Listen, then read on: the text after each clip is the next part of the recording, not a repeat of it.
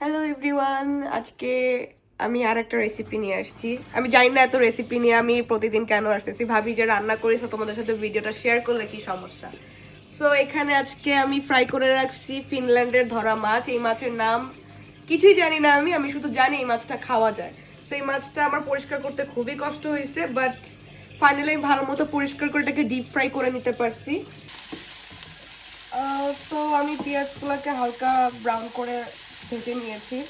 আর আমার কাছে রসুন বাটা ছিল না এক্সট্রা, সো আমি এখানে গার্লিকগুলো আমি গার্লিক মিন্স চপার দিয়ে আমি সুন্দর মতো করে চপ করে নিয়েছি। সো এটা অলমোস্ট পেস্টি হয়ে গেছে। তো এটা আমি এখন এখানে অ্যাড করে দিব। এটাকে কিছুক্ষণ ভাজার পরে আমি এর মধ্যে একটু পানি দিয়ে দিব যাতে রসুনের কাঁচা গন্ধটা চলে যায়। তো আমার জিনিসটা ফ্রাই করা শেষ। তো আমি এখানে হালকা একটু পানি অ্যাড করে দিব। অ্যান্ড পানিটা শুকার আগ পর্যন্ত আমি এখানে ওয়েট করব। পানিটা যখন শুকিয়ে যাবে তখন আমি এখানে আমার মশলাগুলো দিয়ে দিব। আমি সবসময় এই কাজটা করি। আমি যখনই হচ্ছে গিয়ে মশলা কষানোর টাইম হয় তখন আমি মশলাটাকে পানি দিয়ে সবগুলো মশলা গুলিয়ে রাখার ট্রাই করি। তো আমি এখানে 1 টেবিল স্পুনের মতো আমি শুকনো মরিচ দিয়ে দিচ্ছি, কারণ আমি ঝাল বেশি খাই। দেন হচ্ছে গিয়ে এখানে যাবে জিরার গুঁড়া, অ্যান্ড দেন যাবে ধনিয়ার গুঁড়া, আর লাস্টলি যাবে হচ্ছে গিয়ে হলুদ। আর লবণটা আমি এখন দিব না, একটু অল্প একটু দিব, বাট খুব বেশি দিব না, কারণ আমার লবণের সবসময় ঘরমিল হয়ে যায়। তো এই জিনিসটাকে আমি এখন ভালো মতো করে মিক্স করে নিব পানির সাথে। এখানে পানিটা শুকায় গেছে। পেঁয়াজ আর রসুন যেটা আমি ফ্রাই করেছিলাম সেটা যেহেতু পানি এখন শুকায় গেছে, আমি এই মশলাটা দিয়ে দিব।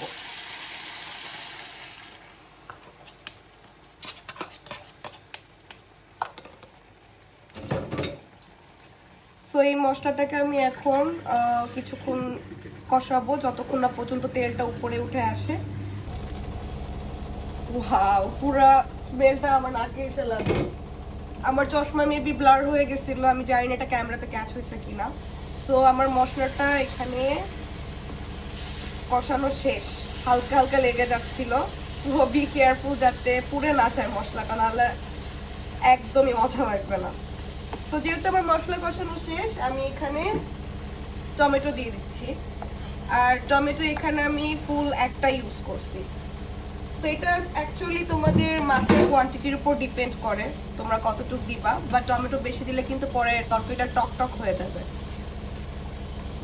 সো আমি এখন টমেটোটা কষাবো, দেন আমি এর মধ্যে মাছ দিয়ে দিব। টমেটো দিয়ে পুরো মশলাটা কষানো শেষ। সো যেহেতু কষানো হয়ে গেছে, আমি এখন এর মধ্যে আমার ফ্রাই করা মাছগুলো দিয়ে দিব। আমি ভাবতাম যে ফিনিশ মাছগুলো হয়তো বা খেতে ওরকম স্বাদ হবে না, আমাদের বাংলাদেশে যেরকম আমরা মাছ সম্পর্কে আমার তেমন কোনো আইডিয়া নাই, কারণ আমি রান্নাই শিখেছি ফিনল্যান্ডে এসে। আর যখন দেশে ছিলাম তখন মা রান্না করে দিত, তখন যা দিত তাই খেতাম, কখনো জিজ্ঞাসা করি মা এটা কি মাছ, এটা কি মাছ। যখন কোনো একটা মাছ খুব বেশি স্বাদ হতো তখন যা জিজ্ঞাসা করতাম। যেমন আমার ফেভারিট মাছ হচ্ছে গিয়ে রুই মাছ, দেন চিংড়ির মাছও আছে, জানি না চিংড়ি মাছের মধ্যে পড়ে কিনা।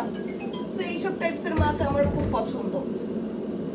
কিন্তু ফিনল্যান্ডে এই মাছগুলো আমি জাস্ট জানি খাওয়া যায়, আদারওয়াইজ আমি এই মাছ সম্পর্কে একটা সিঙ্গেল ডিটেলসও জানি না। আমি আমার কিছু সিনিয়র আপুদের কাছ থেকে আমি জেনেছি যে এইসব মাছ ধরে খাওয়া যায়। আর এই মাছগুলো অ্যাকচুয়ালি কিন্তু আমি নিজেও ধরি নাই, এগুলো আমাকে গিফট করছে, দেন হচ্ছে গিয়ে আমি জাস্ট রান্না করছি। সো আমি ভালো মতো করে মশলাগুলো মাছের মধ্যে দিয়ে দিব, যেহেতু যেই জন্য আমি ডিপ ফ্রাই করি সবসময় মাছগুলো, কারণ মাছ যদি হালকা ভাজি আমি অ্যান্ড দেন যদি রান্না করতে যাই তখন দেখা যায় যে মাছটা যদি আমি মশলার সাথে কষাতে যাই তখন মাছগুলো ভেঙে যায়। আর যখন একটু কড়া করে ভাজি তখন আমার মাছগুলো আর ভাঙে না, আর মশলাগুলোর সাথে ভালো মতো কিছুক্ষণ ধরে নাড়াচাড়া করা যায়। এদিকে আমি একটু গরম পানি করে রেখেছিলাম, এটা আমি হচ্ছে গিয়ে মশলাটা একটু মাখিয়ে নেওয়ার পরে আমি এটা দিয়ে দিব। দেওয়ার পরে আমি যতটুকু ঝোল রাখতে চাই আমি ততটুকু রাখবো, আর বাকিটুকু আমি শুকিয়ে ফেলবো। যদিও আমি ভুনা করতেছি, আমি ঝোল একদমই রাখবো না, কারণ সাথে আমি ডাল রান্না করছি। সো আমি এগুলো ডাল দিয়ে খেতে পারবো যদি আমার ঝোলের খুব দরকার হয়। আদারওয়াইজ ভুনা মিন্স ভুনা, ঝোল থাকার কোনো মানেই আসে না। সো মশলাগুলো আমার মাখানো শেষ। এখন আমি গরম পানি করে রেখেছিলাম, এটা আমি এখন দিয়ে দিব।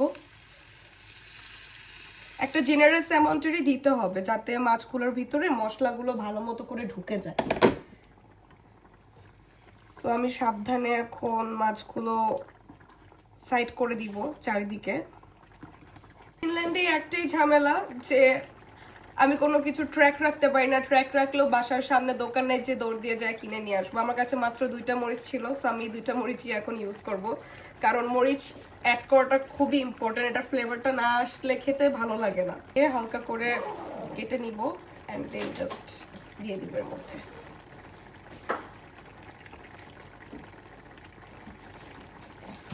বাস, সো এটাকে এখন ঢেকে দিই, এটা এখন হতে থাকুক। সো আমি তোমাদেরকে একদম লাস্টে আমি দেখাবো যে এটা কেমন দেখা যাচ্ছে, যেহেতু আমি এখন ভাত খাবো না, এটা আমি ডিনারের জন্য রাখছি।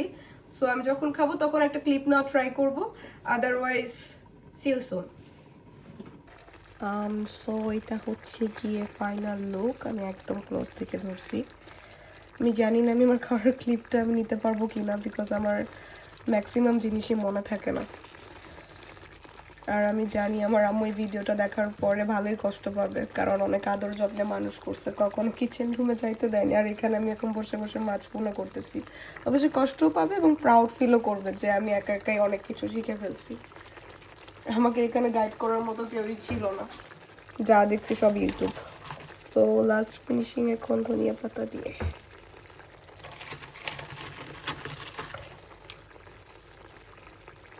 That's it. Bye bye.